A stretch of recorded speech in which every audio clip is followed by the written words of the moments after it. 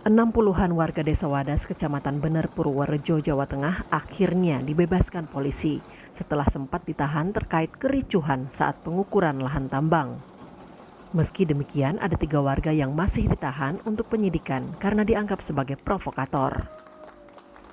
Pembebasan ini diakui Menko Polhukam Mahfud MD yang juga menyebut situasi Desa Wadas sudah kembali tenang dan damai. Mahfud juga menegaskan kegiatan pengukuran lahan di Desa Wadas akan terus dilakukan dengan tidak mengabaikan hak asasi manusia. Kegiatan pengukuran tanah oleh petugas dari Kanwil BPN Jawa Tengah akan tetap dilanjutkan dengan pendampingan pengamanan yang terukur melalui pendekatan yang persuasif dan dialogis. Seluruh tahapan kegiatan rencana seluruh tahapan kegiatan rencana penambangan selama ini sudah dikoordinasikan dan menyertakan Komnas HAM. Warga Desa Wadas menolak pembukaan lahan tambang andesit di desanya sejak 2017. Pasalnya, lahan di wilayah mereka telah menghidupi warga yang mayoritas sebagai petani. Namun, sebagian warga setuju menjual lahan selama mendapat kompensasi dan relokasi yang sesuai. Makanya saya itu mau melepas itu, nanti kalau sudah jadi kan untuk kepentingan umum. Ya saya kasihan saudara-saudara yang di sana memerlukan air segala macam. Damawat itu menghidupi kami sampai hari ini. Dan itu sudah dari nenek moyang kami, dan itu juga yang membesarkan saya, mereka itu semua warga Wadas. Karena mayoritas maupun dancer maupun tidak, mau PNS mau tidak, yang jelas di sini mayoritas petani semua. Dan hal itulah yang menghidupi kami, kenapa kita mati-matian untuk menjaga lahan itu jangan sampai dikeruk. Sebelumnya beredar video sejumlah warga dibawa polisi 8 Februari lalu dan disebut-sebut terjadi pengepungan polisi di area pengukuran lahan tambang di Desa Wadas, Purworejo. Namun, Kapolda Jawa Tengah mengonfirmasi bahwa banyaknya aparat kepolisian dikerahkan untuk pengamanan, bukan penangkapan. Tidak terjadi confuse antara masyarakat yang menerima dan masyarakat yang belum menerima. Jadi tidak ada penangkapan, penahanan, dan lain sebagainya yang kita lakukan. Sementara Gubernur Jawa Tengah Ganjar Pranowo meminta maaf atas kericuhan yang terjadi. Yang pertama, saya ingin menyampaikan minta maaf kepada seluruh masyarakat, wabil khusus masyarakat Purworejo, wabil khusus masyarakat yang ada di Wadas. Karena kejadian kemarin mungkin Ganjar menegaskan pengukuran lahan di Desa Wadas, Purworejo masih akan berlangsung untuk bidang tanah warga yang sudah setuju. Nantinya Desa Wadas akan menjadi lokasi penambangan batu andesit atau kuari untuk material pembangunan bendungan atau waduk bener, yang merupakan salah satu proyek strategis nasional atau PSN di bawah pemerintahan Presiden Joko Widodo. Tim Liputan, Kompas TV. Pemerintah memutuskan untuk terus melanjutkan pengukuran lahan tambang di Desa Wadas, Kecamatan Bener, Kabupaten Purworejo, Jawa Tengah. Keputusan ini di tengah penolakan dari sebagian warga Desa Wadas yang sebelumnya memicu kericuhan. Bagaimana sebenarnya solusi atas penyelesaian konflik ini? Kami akan membahasnya. Sudah hadir bersama kami adalah Kepala Bidang Advokasi Yayasan Lembaga Bantuan Hukum Indonesia YLBHI, Mas Zainal Arifin. Dan nanti juga akan hadir bersama kami upayakan melalui jalur telepon, ada anggota Komisi 3 DPR RI, Muhammad Nasir Jamil, maksud kami anggota Komisi 3 DPR RI melalui sambungan telepon. Sebelumnya kami juga berupaya untuk menghubungi Gubernur Jawa Tengah Ganjar Pranowo, namun belum ada respon kepada kami hingga pagi hari ini. Selamat pagi Pak Nasir, dan juga ada Pak Zainal Arifin. Selamat pagi. Selamat pagi, Mas Timothy. Oke, Pak Nasir sudah bergabung bersama kami ya? Iya, sudah. Oke, saya ke Mas Zainal terlebih dahulu. Sejauh ini sudah banyak informasi yang beredar Dan tampaknya seringkali agak berbeda nih pernyataan dari satu pihak ke pihak lainnya. Sebenarnya apa yang terjadi kemarin, Mas Zainal mungkin Anda bisa menjelaskan, dan benarkah ada kekerasan yang terjadi dan apakah memang ada bukti-bukti yang bisa membuktikan hal tersebut? Nah, memang terima kasih Mas Timothy. Yang terjadi kemarin memang ada beberapa fakta yang menjadi temuan oleh YLBHI berdasarkan informasi ya, kawan-kawan yang berada di lapangan dan juga informasi dari warga. Faktanya adalah banyak aparat gabungan, bahkan ratusan sampai ribuan ya, menurut kalkulasi perkiraan kami, itu yang mendatangi masuk desa, kemudian melakukan pengepungan dan penangkapan secara sewenang-wenang. Bahkan kemudian penangkapan-penangkapan itu dilakukan secara sweeping di rumah-rumah warga. Nah, itu yang kemudian menjadi persoalan menurut kami, yang kemudian akhirnya kita ketahui, baru kemarin kita mengetahui bahwa ada sekitar 60 warga yang kemudian ditangkap dan ditahan. Nah, di hari pertama itu kita juga nggak tahu apakah berapa warga yang kemudian ditangkap. Ini justru membuktikan sebenarnya proses informasi dan bahkan sangat tertutup. Dan bahkan ketika kawan-kawan LBH Yogyakarta ingin memberikan bantuan hukum ke lapangan gitu ya, bersama warga ketika mendapatkan informasi adanya penangkapan tersebut, justru kemudian pengacara publik LBH Jogja itu juga ikut diangkut, ditangkap, bahkan tidak bisa untuk masuk ke desa karena kemudian dijaga oleh ratusan polisi dan juga oleh preman gitu ya. Dan kemudian bahkan sampai di polsek itu juga kawan-kawan ingin memberikan bantuan hukum saja itu juga mendapatkan intimidasi, pengusiran gitu ya. Yang pada akhirnya baru malam kemudian diizinkan untuk bisa melakukan pendampingan.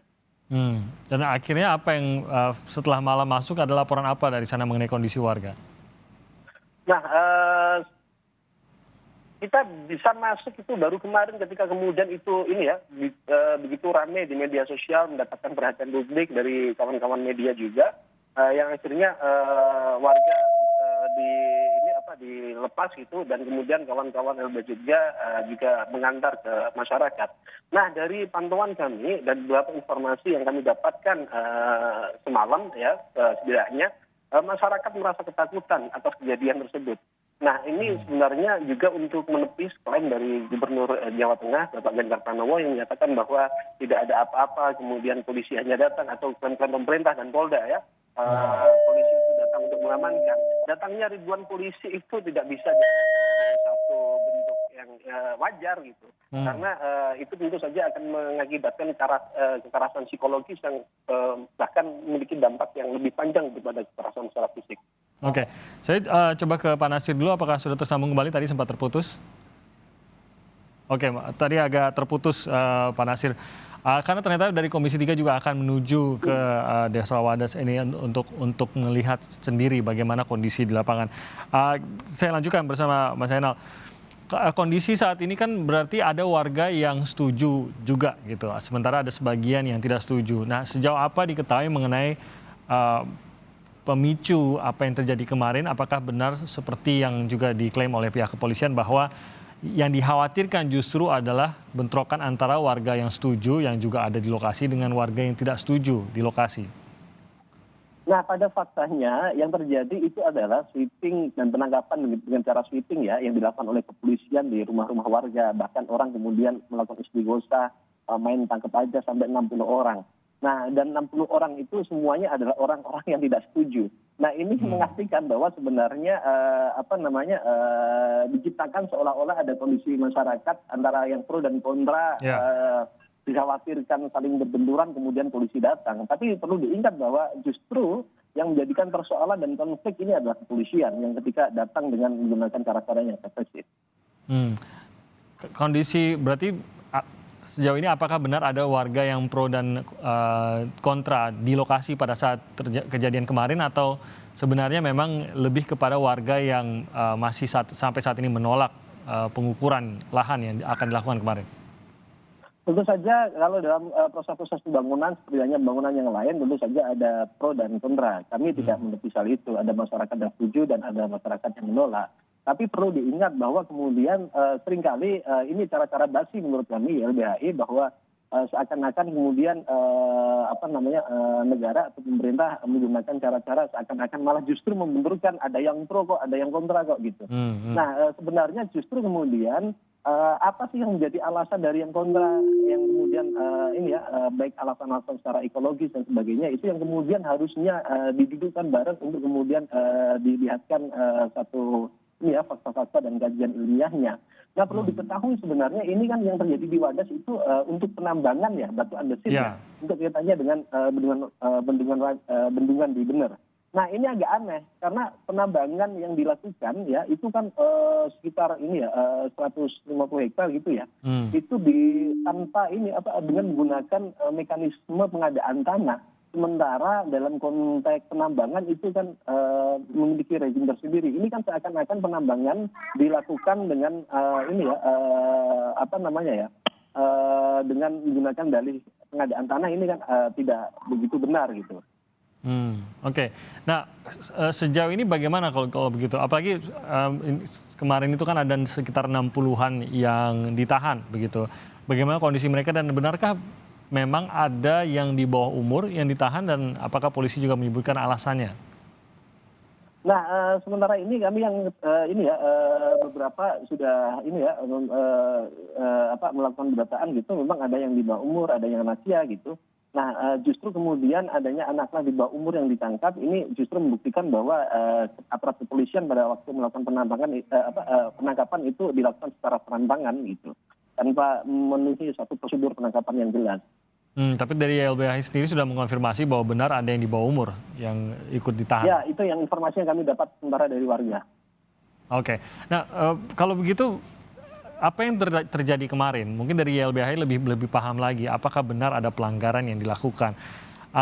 Apa yang dilakukan oleh kepolisian? Kita sudah mendengar bagaimana alasan dari kepolisian, bahkan dari Menko Polhukam juga menyebutkan bahwa sebenarnya tidak ada seperti kegawatan yang kita lihat khususnya di media sosial begitu.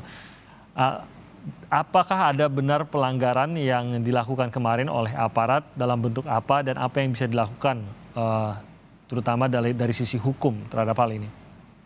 Nah, saya rasa justru saya menyayangkan ya statement dari pemerintah, bahkan oleh Pak Mahfud sendiri katanya dengan tidak ada apa-apa di lapangan gitu. Saya membayangkan atau saya menduga justru kemudian apa yang kemudian dibayangkan oleh Pak Mahfud dan pemerintah, kalau ada apa-apa itu harusnya ada korban jiwa dan sebagainya.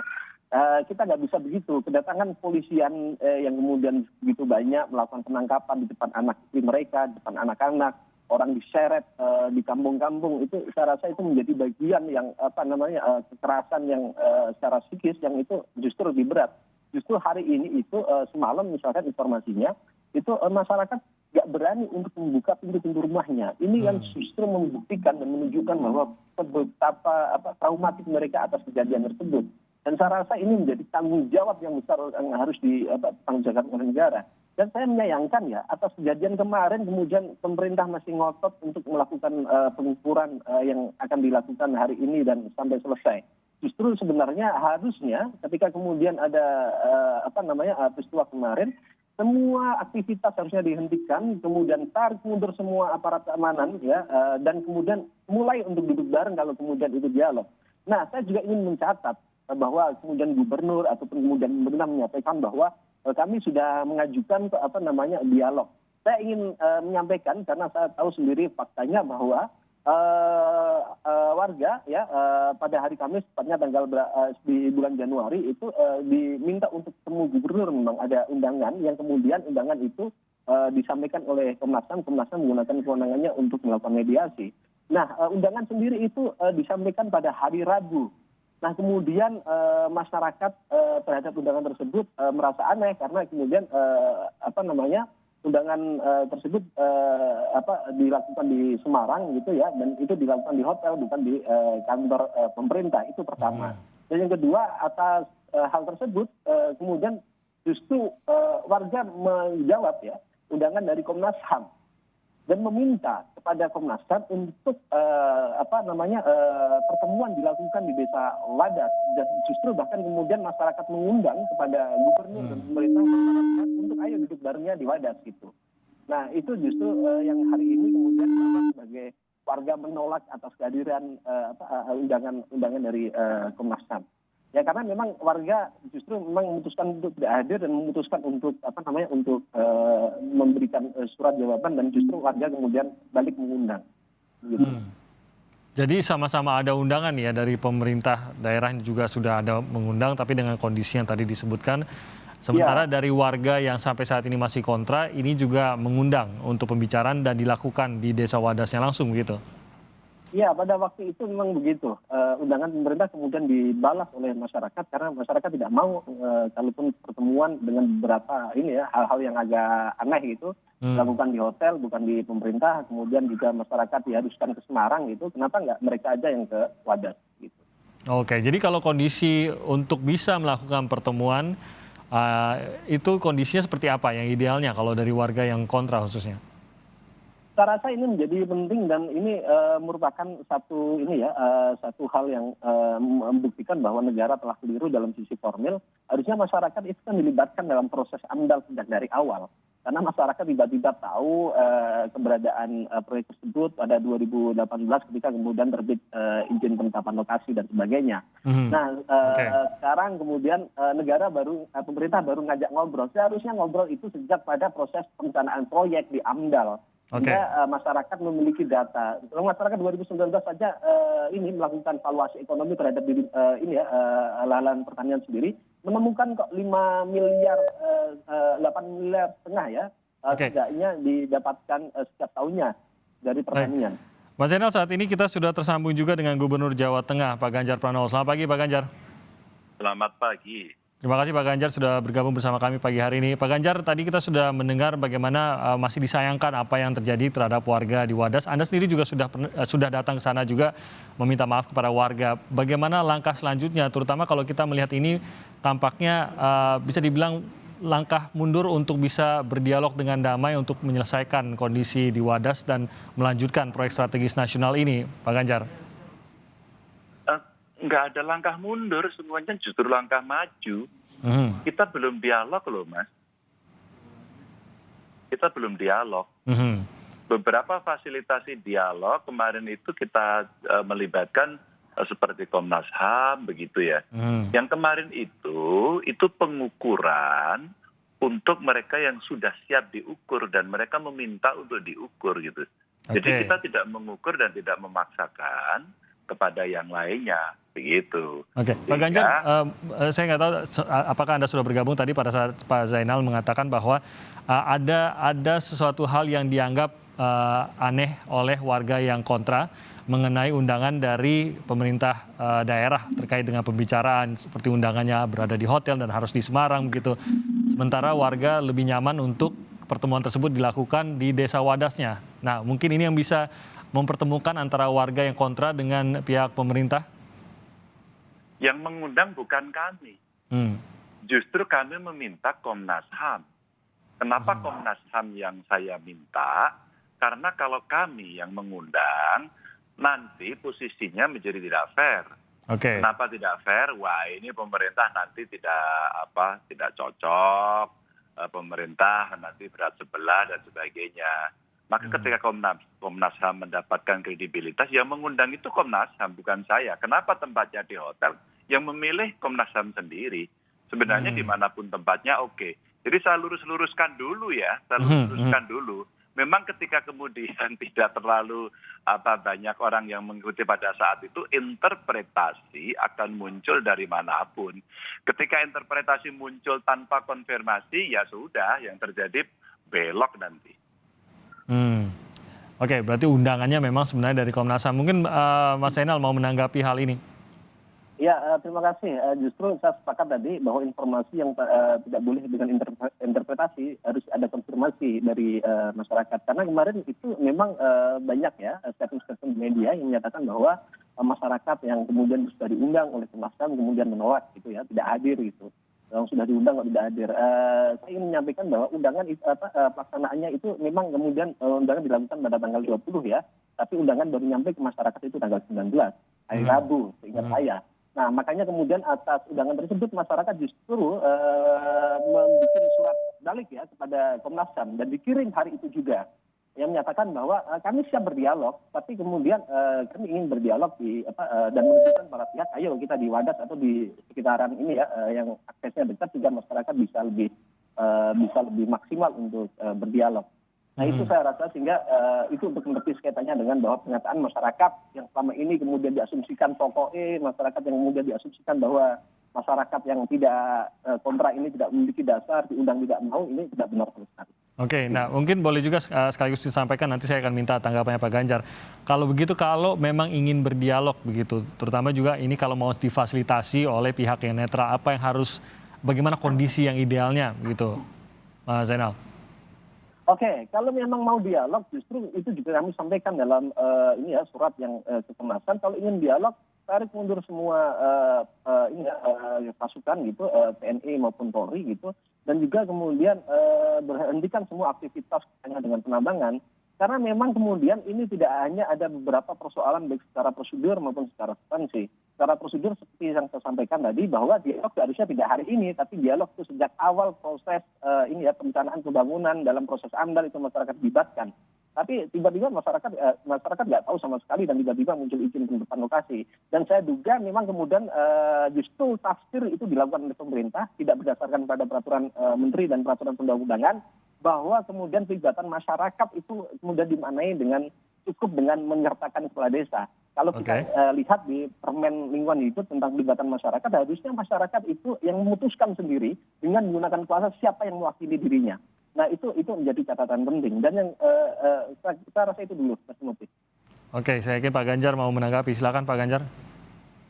Pak Zainal, begini ya, kalau Pak Zainal hadir saat itu atau mendampingi sih menurut saya akan bagus. Jadi begini, setelah diundang dan tidak hadir, itu Komnas HAM datang ke Wadas loh, berdialog tuh. Jadi artinya justru mempertanyakan, loh kemarin sudah setuju kok tidak datang, itu kenapa begitu. Tapi oke, buat saya nggak apa-apa. Kalau ceritanya nanti soal kehadiran di mana tempatnya dan Komnas HAM sampai hadir ke Wadas karena ketidakhadiran di Semarang pada saat itu, maka sebenarnya effort yang dilakukan oleh Komnas HAM luar biasa, mau mendatangi lagi. Maka menurut saya kembali saya sampaikan kemarin pada saat saya datang ke sana, ya sudah dialognya dibuka lagi selebar-lebarnya. Siapa tokoh yang kemudian cukup nyaman untuk dijadikan mediator, ya dijadikan mediator saja. Sehingga kemudian mereka akan bisa berkomunikasi kembali, bisa menyampaikan unek-uneknya. Siapa tahu kemudian semua yang menjadi isu-isu yang berseliweran itu bisa dijelaskan dengan baik.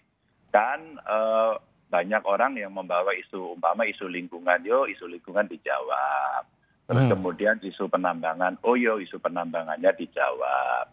Bahkan beberapa media saja kemarin masih confuse antara tapak bendungan dengan query. Itu jadi satu, jadi seolah-olah penolakannya itu ada yang penolakan bendungannya, ada yang mengatakan penolakannya query-nya, kadang-kadang malah jadi satu tempatnya karena memang literasinya nggak cukup. Maka melalui obrolan hari ini kesempatan saya untuk bisa menjelaskan kepada kawan-kawan. Sebenarnya kan dialognya ini udah panjang banget. Ini mulainya 2013 kok, dan 2018 itu mulai terjadi negosiasi yang cukup panjang. Dan Bupati sudah berkali-kali sebenarnya bisa juga dilakukan komunikasi di wilayah lokal yang ada di sana. Saya ini kan terakhir saja ketika kemudian banyak gugatan masuk kepada kami begitu. Oke, Pak Ganjar ditahan dulu. Sepertinya masih banyak yang perlu dijelaskan atau diluruskan dalam hal ini. Kita akan jeda sebentar, nanti kami akan kembali usai jeda berikut ini.